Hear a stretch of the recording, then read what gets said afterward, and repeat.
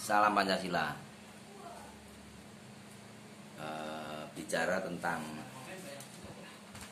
persoalan Papua ya, persoalan Papua yang sepertinya tidak selesai-selesai. Ya, malah ada berita kelompok kriminal bersenjata itu justru saat ini makin menjadi-jadi. Ya. Dia mulai turun lagi, bikin aksi lagi, membakar fasilitas umum, merusak fasilitas umum, dan ada anggota Polri yang gugur lagi. Ya. Nah, kalau bicara tentang urusan dengan Papua ini memang rumit. Ya, rumit terutama Papua Barat. Ya, karena tidak semua daerah di Papua itu nggak aman gitu. Ya, hanya beberapa saja yang nggak aman di Puncak Jaya, di Intan Jaya, dan mana gitulah ya. Itu mungkin wilayah-wilayah yang mana itu adalah Papua Barat. Karena ada di sejarah sih, memang ada di sejarah bahwa proses masuknya Papua Barat ke wilayah Indonesia ini memang tidak berjalan dengan mulus. Ya, tidak berjalan dengan mulus. Hasil dari konferensi meja bundar Belanda itu, Belanda tidak rela kalau Papua Barat masuk wilayah Indonesia. Ya, kenapa tidak rela? Karena mereka menganggap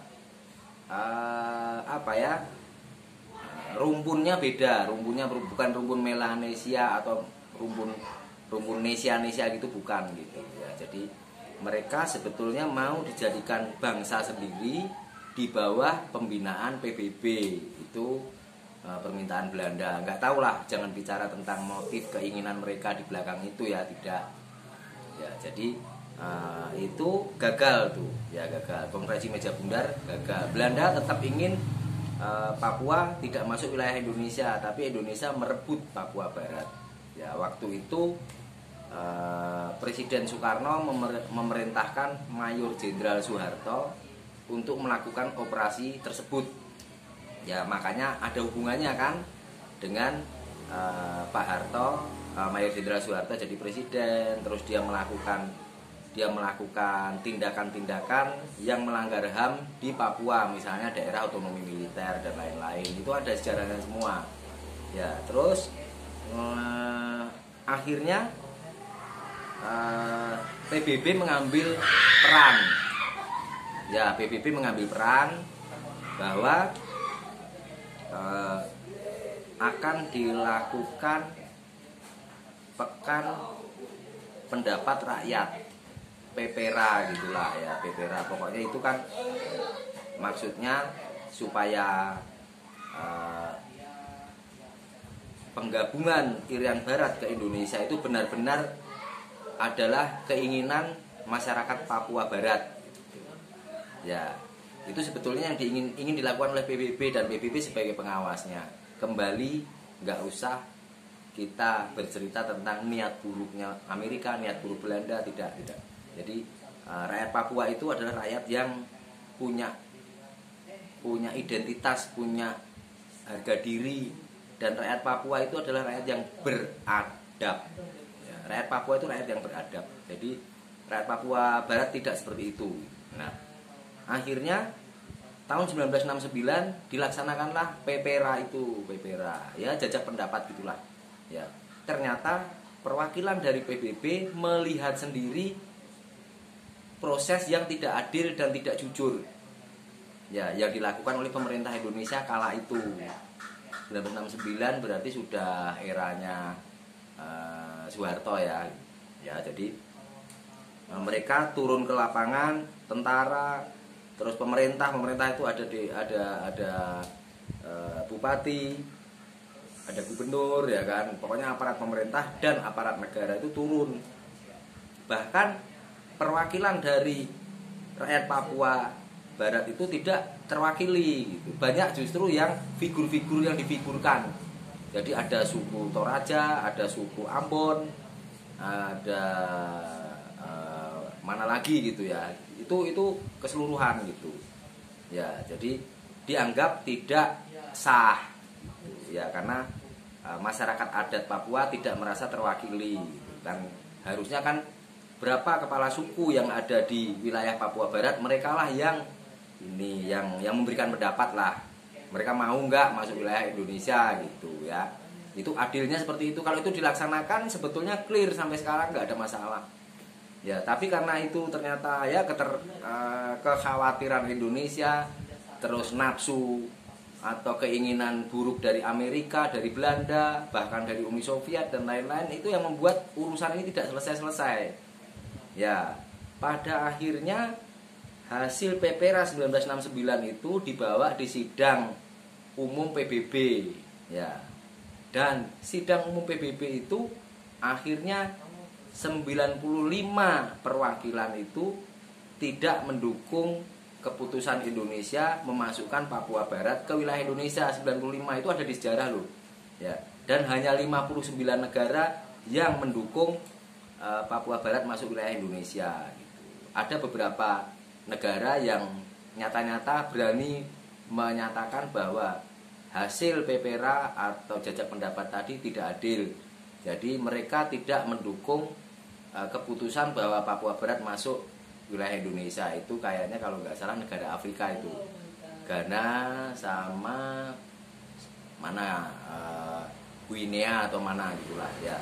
Itu orang-orang Afrika gitu ya, karena mereka menemukan bukti-bukti ketidakjujuran dan ketidakadilan. Nah itu sebagian sejarah ya, sebagian sejarah yang saya sendiri juga baca ya, bahwa masalah Papua Barat ini memang rumit, Manowari. Jadi memang rumit gitu.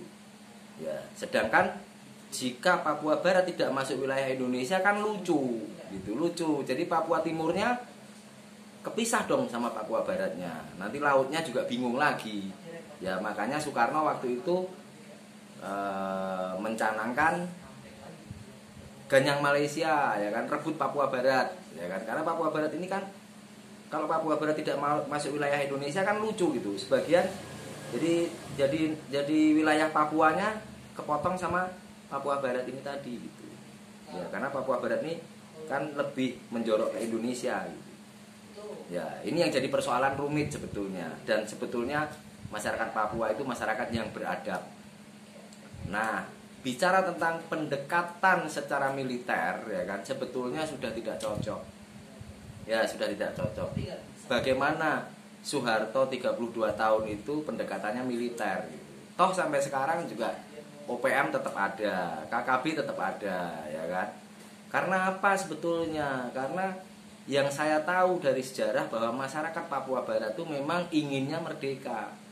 Ya, tidak ikut Amerika, tidak ikut Uni Soviet atau Rusia, tidak ikut Belanda, tidak juga ikut Indonesia, karena mereka berjuang melawan Belanda waktu itu menang gitu. Itu sejarahnya kan seperti itu. Jadi mereka tidak ini. Tapi sebetulnya karena masyarakat Papua itu beradab, maka jika Indonesia memperlakukan masyarakat Papua, terutama Papua Barat itu dengan baik, dengan bijak, dengan adil, memberikan haknya dan lain-lain, saya rasa ya mereka tidak akan melakukan tindakan-tindakan separatis ya.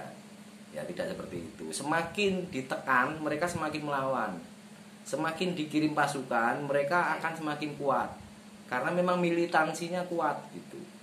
Ya namanya orang pedalaman gitu ya. Jadi sebetulnya tindakan-tindakan yang perlu dilakukan pemerintah itu beda dengan tindakan-tindakan yang pernah jadi warisan pemerintah yang terdahulu ya, dengan tindakan militer dan lain-lain. Tidak seperti itu. Sebetulnya itu nggak efektif ya. Jadi sebetulnya kan coba diadakan diskusi atau musyawarah dengan semua kepala suku di wilayah Papua Barat, bahkan wilayah Papua ya, terbuka, independen ya, bahwa sebenarnya bagaimana ya kan. Nah, tapi jika keputusan mereka tidak sesuai dengan harapan Indonesia, ya bisa diberikan janji yang lebih baik, janji bertahap dengan bukti bertahap juga gitu ya. Karena memang masyarakat Papua semenjak Indonesia merdeka, mereka Indonesia merdeka 1945, diakui kedaulatannya oleh Belanda 1949. Ya, tapi minus Papua Barat. Papua Barat baru selesai itu 1969. Ya, setelah ada ikut campurnya PBB untuk menyelesaikan masalah itu dengan cara one man one vote sebetulnya, ya kan. Apakah rakyat Papua setuju bergabung ke Indonesia, Papua Barat ya. Jadi setuju bergabung ke Indonesia atau enggak, dan itu banyak ternoda dengan inilah ya, dengan siasat-siasat dan lain-lain. Itulah yang membuat sejarah ini makin rumit.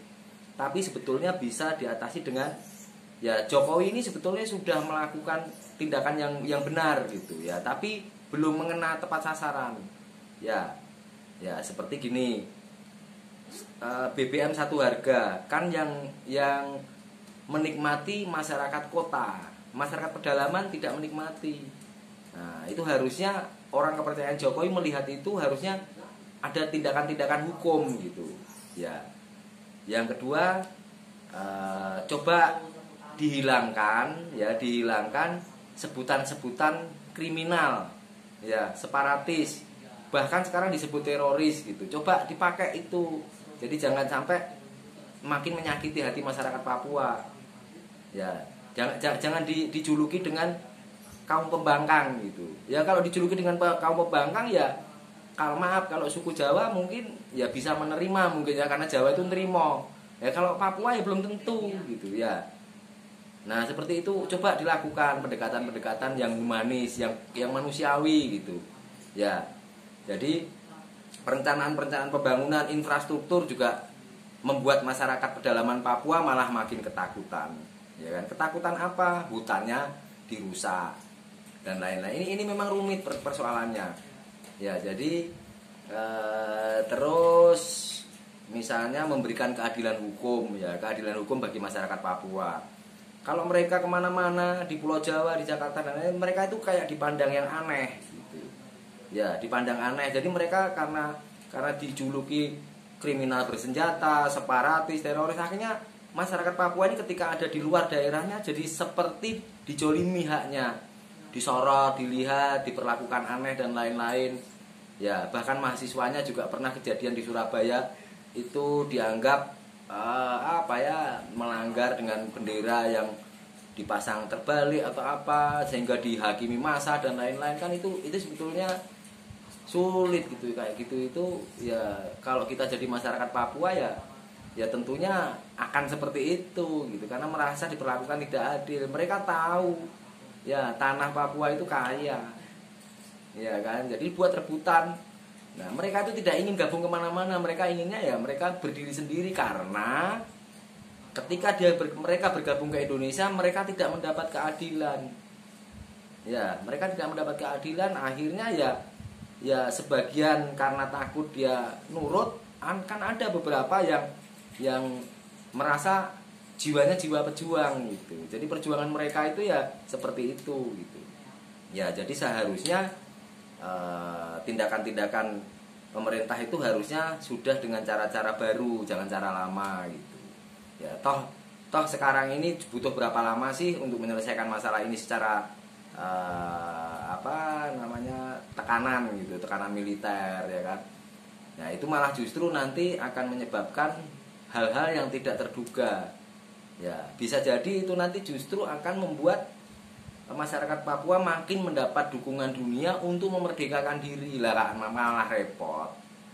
Ya, malah repot nanti. Jadi bagaimana caranya, ya kan, jangan diperlakukan dengan kekerasan gitu, ya kan. Kalau diperlakukan dengan kekerasan, mereka melawan dan perlawanannya itu semakin berat, ya jangan dengan perlawanan. Toh dibunuh juga kan mereka warga negara Indonesia juga gitu, ya kan. Jadi ya nggak ngerti saya, tapi kira-kira solusi yang terbaik itu ya memang memanusiakan mereka, memberikan haknya, memberikan keadilan hukum, memberikan keadilan secara ekonomi dan lain-lain, ya itu seharusnya dilakukan. Ya mungkin nanti jika Partai Indonesia Terang sudah bisa ikut dalam pertarungan politik, tentunya kami akan mengadakan pendekatan yang berbeda.